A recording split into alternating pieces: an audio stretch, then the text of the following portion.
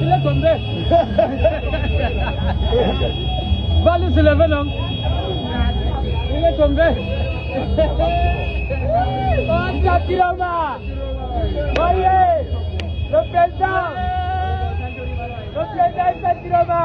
Il est en deuxième président.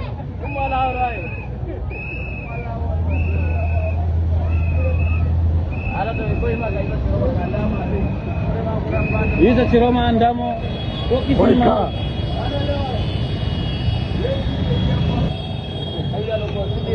osila dobe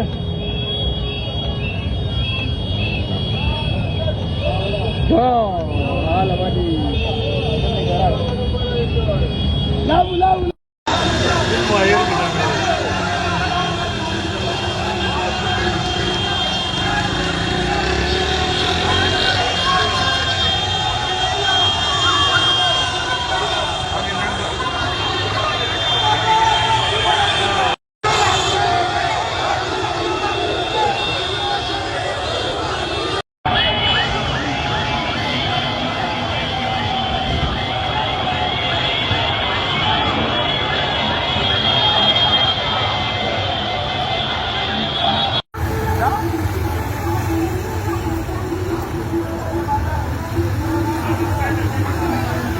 Kai thì anh diện là ra đi xa là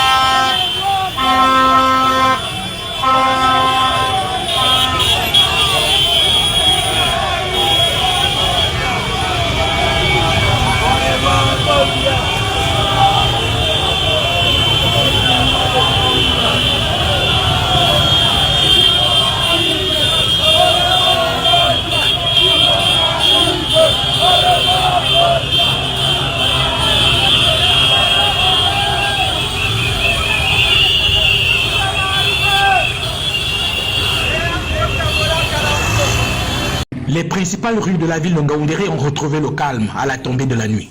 Les unités spécialisées de la gendarmerie et de la police restent quant à elles postées dans les carrefours importants. Nul ne sait de quoi sera faite cette nuit et les forces de l'ordre n'auront sans doute pas de sommeil. À 11 h ce jour, des colonnes de jeunes, à pied, à moto et sur des tricycles, tenant des pancartes ou de simples feuillets, au message clair, ont déferlé sur les rues, scandant le nom du leader du parti dénommé FSNC.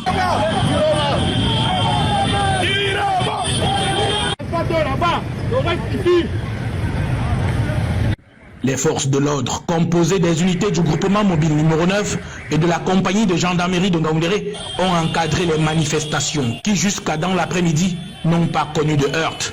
En fin de soirée, certains points se sont échaudés, relevant la dissuasion à des tirs de gaz lacrymogène.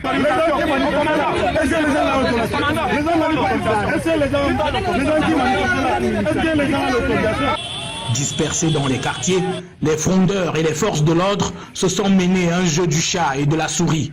Les tentatives d'allumer des feux ont été étouffées, pneus et projectiles ont été débarrassés des rues.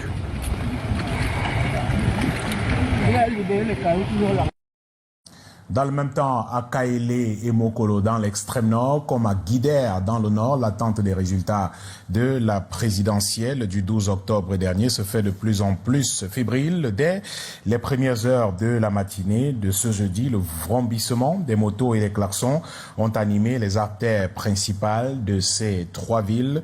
Dans la foule, des groupes de jeunes scandant le nom du leader du FSNC, ils disent réclamer le respect de la volonté populaire exprimé dans les urnes le 12 octobre dernier. Sur le terrain, les forces de maintien de l'ordre étaient bien visibles, encadrant la manifestation pour prévenir tout dérapage, une présence dissuasive mais mesurée qui a permis de maintenir le calme malgré la ferveur. Quelques personnes ont été interpellées à marge de ces manifestations à Kaélé et Mokolo dans l'extrême nord et à Guidère dans le nord du pays.